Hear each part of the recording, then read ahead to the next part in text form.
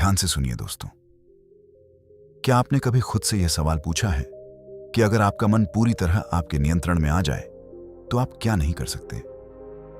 क्या आपने कभी महसूस किया है कि आपकी जिंदगी की सबसे बड़ी लड़ाई बाहरी दुनिया से नहीं बल्कि अपने ही मन से है? सुबह उठने का मन नहीं करता, कुछ नया सीखने का मन नहीं करता, बुरी आदतें छोड़ने का मन नहीं करता, कभी अचानक गुस्सा आ जाता है, मन भटक जाता है, काम करने की इच्छा ही नहीं होती और फिर दिन के अंत में पछतावा होता है कि आज भी मैं खुद से हार गया। क्या आपने कभी सोचा है कि ऐसा क्यों होता है? इस वीडियो में हम उसी गहराई तक जाएंगे जहां से यह पूरा खेल शुरू होता है, आपके मन से। और यहां बात सिर्फ समझने की नहीं है, बात है जागने की, सच को देखने की और अपने मन पर अधिकार पाने की। क्योंकि जिसने अपने मन को साध लिया उसने दुनिया को जीतने की राह पकड़ ली। गौतम बुद्धा ने कहा था, मन ही सब कुछ है, तुम जैसा सोचते हो वैसे ही बनते हो। अब जरा सोचिए, अगर आपका मन बार बार यह दोहराता रहे कि मैं कमजोर हूं, मुझसे नहीं होगा, मेरा ध्यान नहीं लगता, तो यही विचार धीरे धीरे आपकी हकीकत बन जाते हैं। यही मन की सबसे बड़ी चाल है। मन आपकी आदतों, भावनाओं और यादों से बंध जाता है और फिर वही आपको भी बांध लेता है। मन बिल्कुल एक चंचल बंदर की तरह है जो हर पल उछलता रहता है, कभी भविष्य की चिंता में तो कभी अतीत के पछतावे में। आपके साथ भी होता है ना? आप किसी काम के लिए बैठते हैं और अचानक मन कोई पुरानी याद सामने ले आता है, कोई दुख, कोई गलती, कोई डर, और आप वहीं रुक जाते हैं। काम आगे बढ़ता ही नहीं, शरीर वहीं बैठा रहता है, लेकिन मन कहां भटक रहा है ये कोई नहीं जानता। अब सोचिए, यही मन आपको महान भी बना सकता है अगर आप इसे समझ लें और सही दिशा दे दें। क्योंकि मन खुद तय नहीं करता कि क्या अच्छा है और क्या बुरा, वह तो बस उसी चीज को सच मान लेता है जिसे आप बार बार दोहराते हैं। अगर आप रोज खुद से कहते हैं, मैं कुछ नहीं कर सकता, मेरा मन नहीं लगता, मेरी किस्मत खराब है, तो मन वही रिकॉर्ड बार बार चलाता रहेगा और आप उसी में फंसते चले जाएंगे। लेकिन अब समय आ गया है कि आप अपने मन को पहचानें, इसके व्यवहार को समझें, इसकी चालाकी पकड़ें और इसे अपने नियंत्रण में लें। मनोविज्ञान के अनुसार हमारे लगभग 95% फैसले हमारे अवचेतन मन से प्रभावित होते हैं। यानी हम जो सोचते और महसूस करते हैं उसका बड़ा हिस्सा हमें खुद भी पता नहीं चलता, फिर भी वही हमारे जीवन की दिशा तय करता है। मतलब साफ है, अगर आपने अपने मन को सही प्रशिक्षण नहीं दिया तो वह आपको अनजाने में वहां ले जाएगा जहां आप शायद कभी जाना ही नहीं चाहते थे। एक बात गांठ बांध लीजिए, अगर आपका मन नियंत्रण में नहीं है तो दुनिया की कोई भी सफलता, कोई भी रिश्ता, कोई भी उपलब्धि आपको सच्चा संतोष नहीं दे सकती। क्योंकि हर चीज को सही तरह जीने के लिए सबसे पहली जरूरत है मन की स्थिरता। आधुनिक विज्ञान भी यही कहता है, आपके दिमाग की वायरिंग और फायरिंग उसी दिशा में ढलती है जैसी आपकी सोच होती है। आप जैसा बार बार सोचते हैं, धीरे धीरे वैसे ही बनते जाते हैं। हर नकारात्मक विचार आपके दिमाग को उसी पैटर्न की आदत डाल देता है और यही धीरे धीरे आपकी पहचान बन जाती है। अब एक पल रुककर खुद से पूछिए, क्या आप सच में अपने मन के मालिक हैं या अभी भी उसके गुलाम? तो अब खुद से एक सवाल पूछिए, क्या सच में आप अपने मन के मालिक हैं या फिर आपका मन ही आपको चला रहा है? यही वह प्रश्न है जहां से इस वीडियो की असली शुरुआत होती है।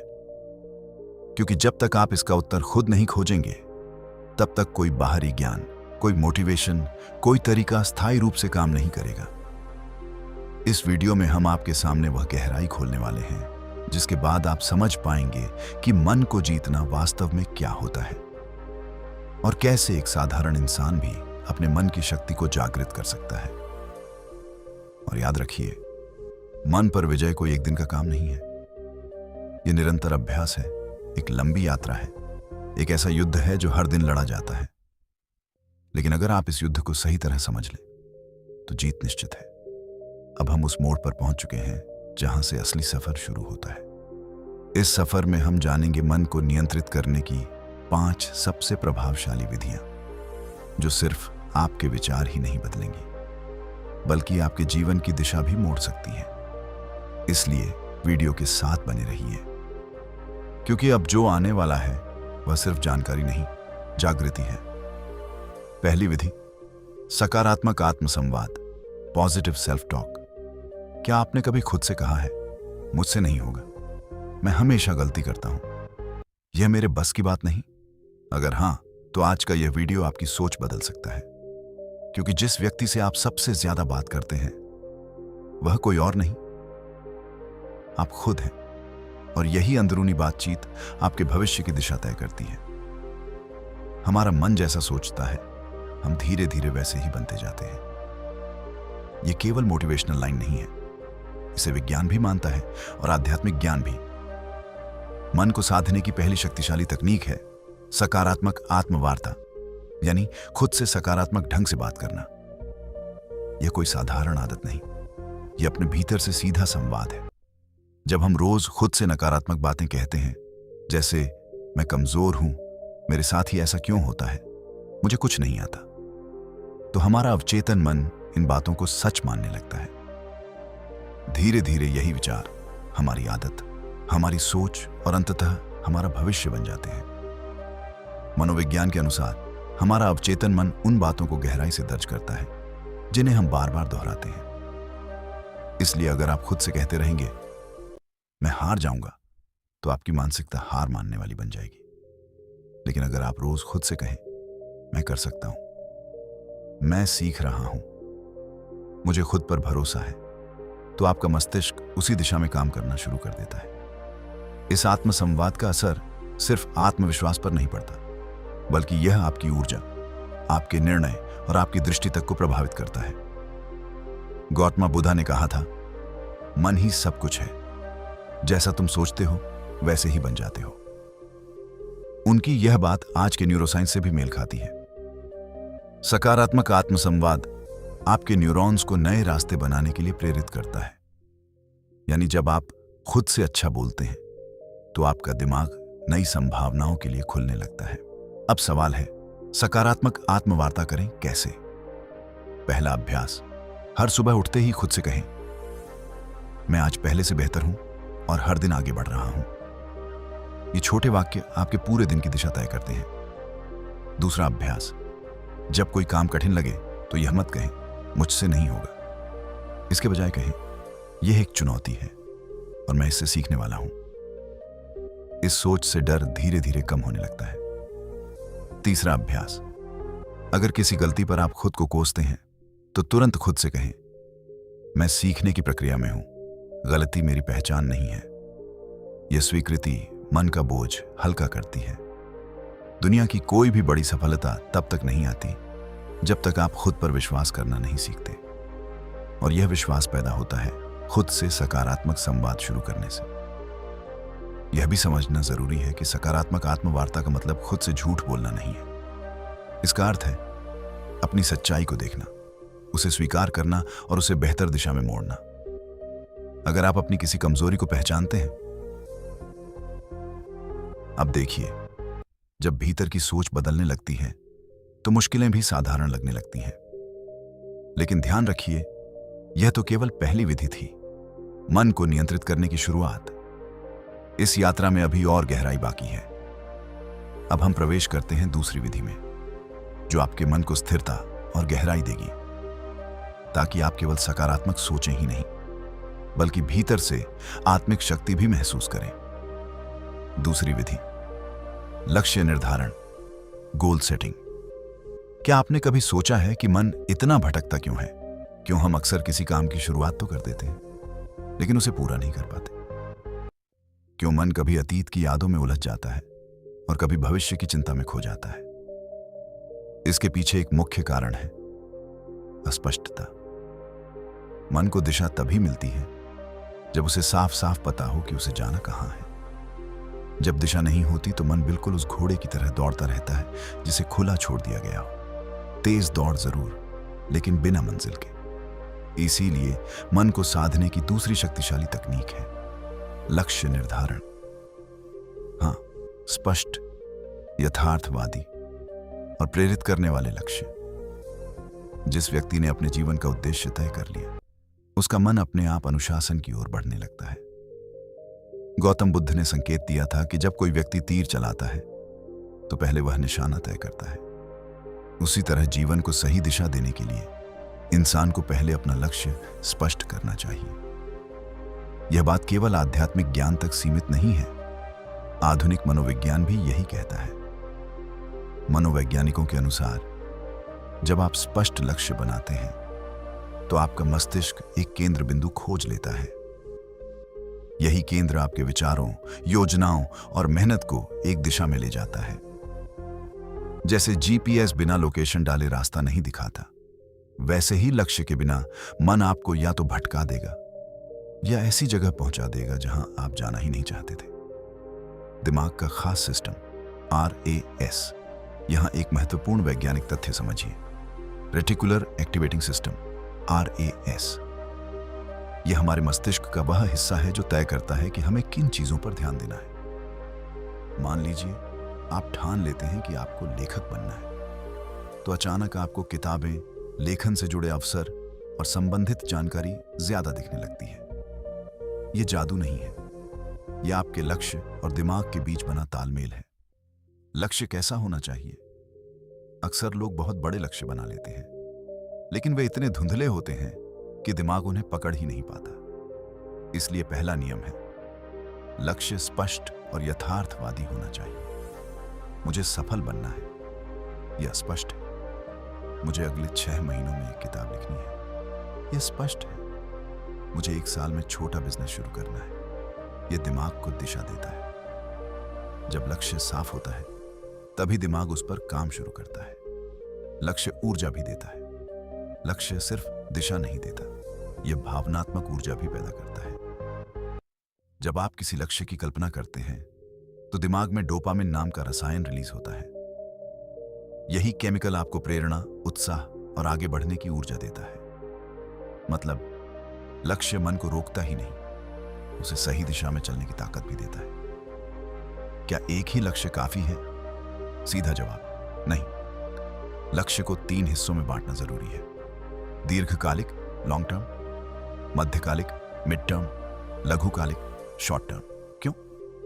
क्योंकि अगर मंजिल बहुत दूर हो और बीच में कोई पड़ाव ना हो तो मन थक जाता है और टालने लगता है।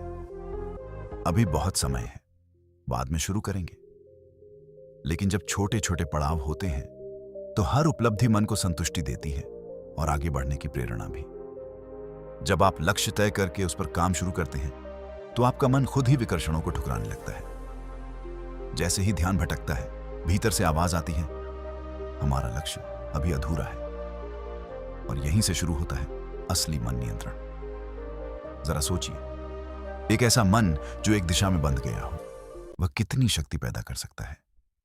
आपने खुद अनुभव किया होगा, जब आप किसी जरूरी काम में पूरी तरह डूब जाते हैं तो भूख, प्यास, थकान सब पीछे छूट जाती है। क्यों? क्योंकि लक्ष्य ने आपके मन को पूरी तरह फोकस कर दिया होता है। अगर यही अवस्था आपकी रोज की आदत बन जाए तो आपका जीवन वैसा रूप ले सकता है जिसकी कल्पना आपने शायद अभी तक सिर्फ सपनों में की है। आज के समय की सबसे बड़ी समस्याएं क्या हैं? ओवर थिंकिंग, एंजाइटी, डिस्ट्रैक्शन, और इन तीनों का एक मजबूत इलाज है स्पष्ट लक्ष्य। एक बार लक्ष्य तय करके देखिए, आपका मन खुद ब खुद अनुशासित होने लगेगा। जो चीजें पहले समय बर्बाद करती थीं, वे बेकार लगने लगेंगी। मन बार बार आपको आपके लक्ष्य की ओर खींचेगा। ये कोई चमत्कार नहीं, ये मन की दिशा बदलने की विज्ञान आधारित प्रक्रिया है। ये कोई जादू नहीं, ये एक सिद्ध तकनीक है। जरा कल्पना कीजिए, अगर एक छोटा सा चुंबक लोहे की सुई को अपनी ओर खींच सकता है तो एक स्पष्ट और शक्तिशाली लक्ष्य आपके मन को कितनी मजबूती से आकर्षित कर सकता है। जो मन अभी तक इधर उधर भटक रहा था, वही धीरे धीरे उस चुंबक यानी लक्ष्य की ओर केंद्रित होने लगता है। गौतम बुद्ध ने हाचा विरूपप्य पौधा ने कहा था, मन बहुत चंचल है, लेकिन जब इसे साध लिया जाए तो यही मन आपके सबसे बड़े शत्रु को भी मित्र बना सकता है। इस साधना के पहले 2 चरण थे। सकारात्मक आत्मवार्ता लक्ष्य निर्धारण। ये दोनों मिलकर आपके मन को भीतर से पुनः प्रशिक्षित करते हैं। वे उसे एक नए मार्ग पर चलना सिखाते हैं जहां दिशा है, उत्साह है और स्पष्टता है।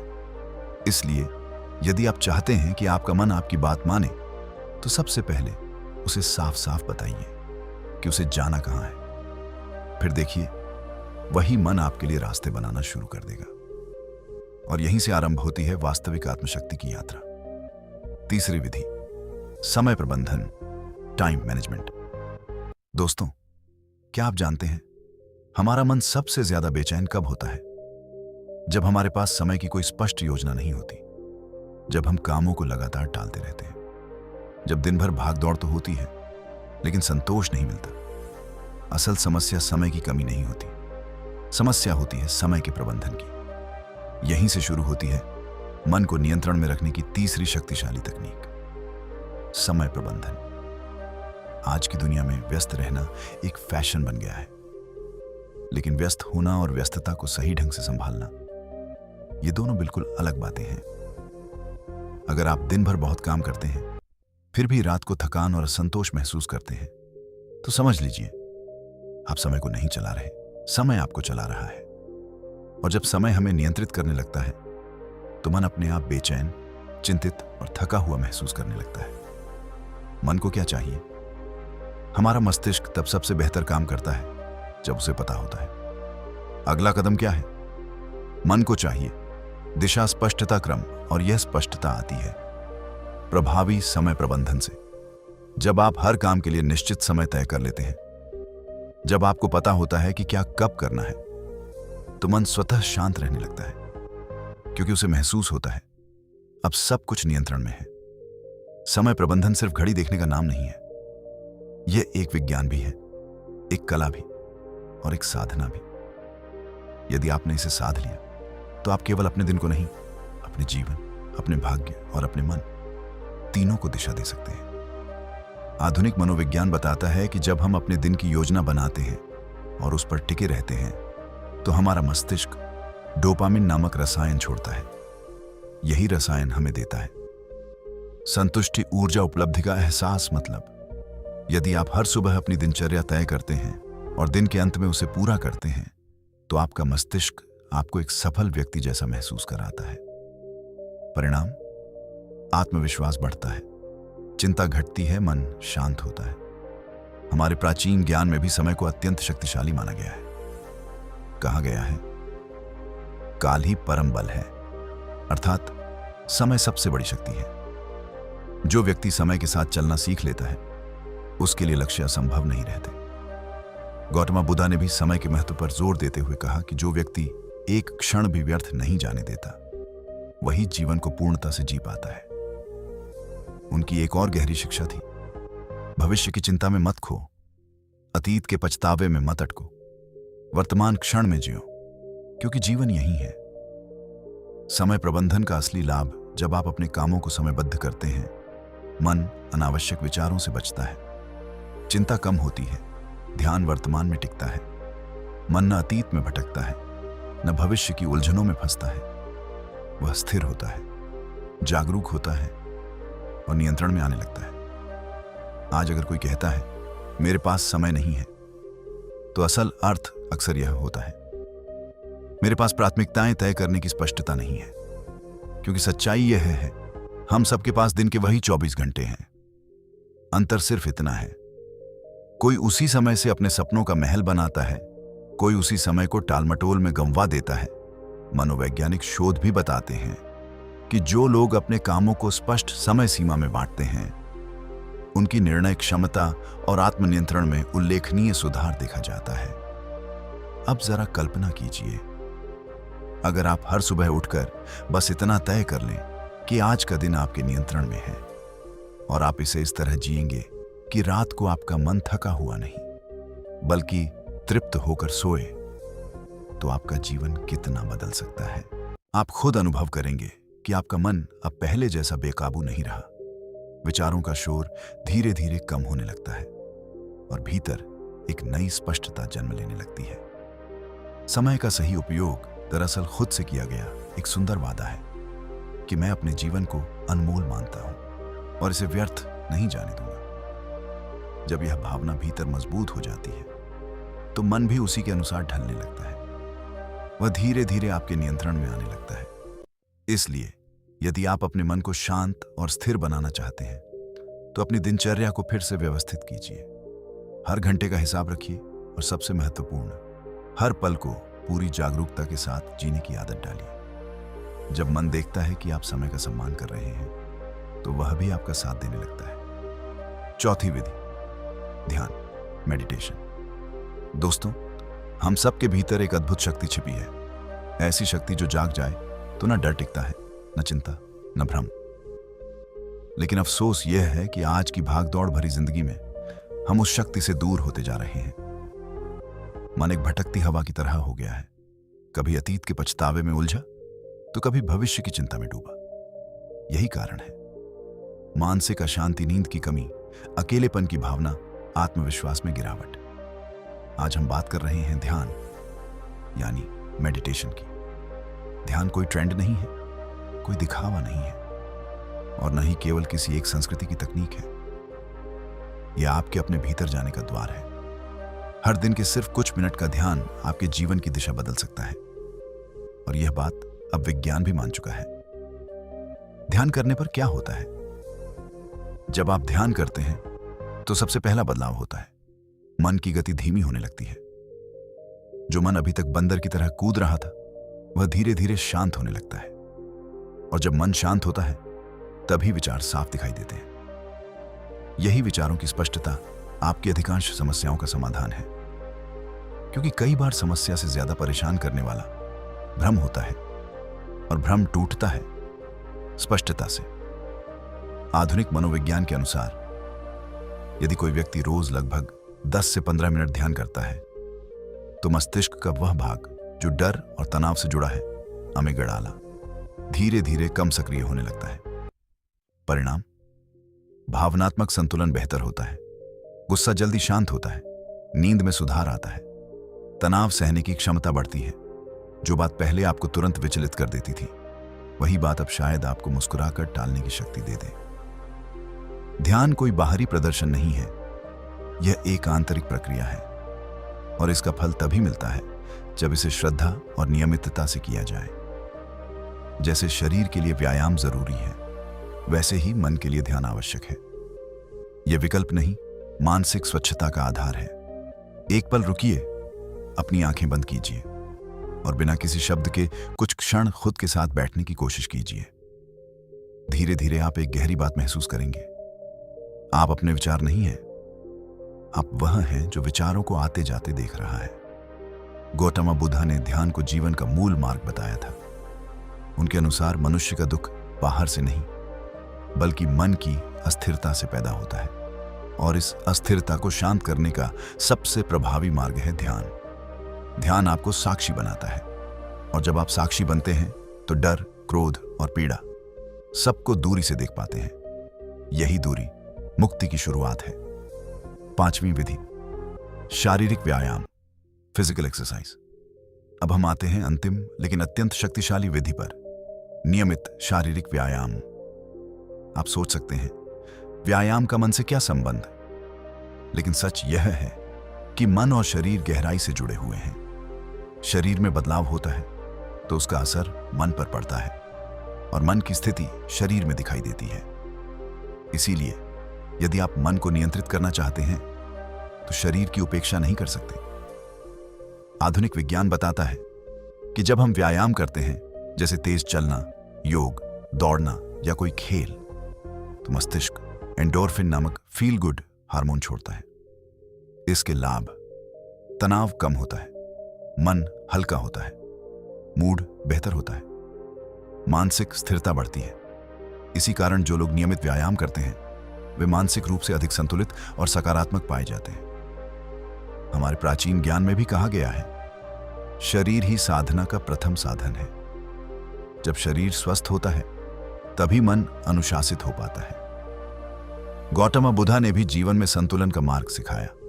न शरीर को अत्यधिक थकाओ, न उसे पूरी तरह निष्क्रिय बनाओ। संतुलन ही सच्ची साधना है। व्यायाम का गहरा रहस्य, जब आप व्यायाम करते हैं तो आप अपने शरीर के साथ वर्तमान क्षण में उपस्थित होते हैं। यही प्रेजेंट मोमेंट अवेयरनेस ध्यान का भी मूल सिद्धांत है। धीरे धीरे क्या होता है, सांस गहरी होने लगती है, शरीर में ऊर्जा बढ़ती है, नींद सुधरती है, मन हल्का महसूस करता है और सबसे महत्वपूर्ण, मन आपके नियंत्रण में आने लगता है। याद रखिए, व्यायाम का मतलब केवल जिम जाना नहीं है। आप कर सकते हैं सुबह की सैर, सूर्य नमस्कार, योगासन, हल्का दौड़ना। कोई खेल सवाल यह नहीं कि आप क्या करते हैं, सवाल यह है कि आप कितनी नियमितता से करते हैं। अंतिम संदेश, मन को नियंत्रित करना एक दिन का काम नहीं है। यह आत्म जागरूकता, अनुशासन और निरंतर अभ्यास की यात्रा है। आज से छोटी शुरुआत कीजिए। ध्यान कीजिए, अपनी सांसों को देखिए, अपने विचारों को समझिए, रोज खुद से जुड़िए। धीरे धीरे आप अपने भीतर उस मौन को महसूस करेंगे जो अब तक बाहरी शोर में दबा हुआ था। और हमेशा याद रखिए, मन पर विजय ही जीवन की सबसे बड़ी जीत है। यदि यह वीडियो आपको उपयोगी लगा हो, कुछ नया सीखने को मिला हो, तो इसे लाइक करें, अपने दोस्तों और परिवार के साथ शेयर करें और चैनल को सब्सक्राइब करना न भूलें। आपका एक छोटा सा